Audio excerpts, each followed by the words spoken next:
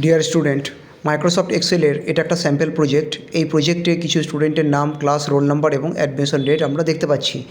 এই প্রজেক্টের মধ্যে মাঝখানে কয়েকটা দেখো ফাঁকা থেকে গেছে। তো এই ভুল করে ফাঁকা থেকে যাওয়া গুলোকে ডিলিট করার জন্য কি করতে হবে, এর উপর রাইট ক্লিক করে ডিলিট বাটনে ক্লিক করলে টি আমরা ডিলিট করতে পারি। এটা আমাদের সবারই জানা আছে। অনেকগুলি ফাঁকা কে একসঙ্গে ডিলিট কী করে করব, তার জন্য কিবোর্ড থেকে আমাদেরকে F5 বাটনটি প্রেস করতে হবে।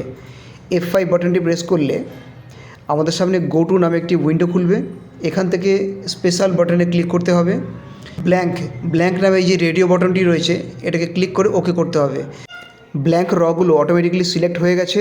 এরপর কিবোর্ড থেকে Alt H D এবং R এই বাটনগুলি পরপর প্রেস করতে হবে, তাহলে ব্ল্যাঙ্ক গুলি ডিলিট হয়ে যাবে। Thank you.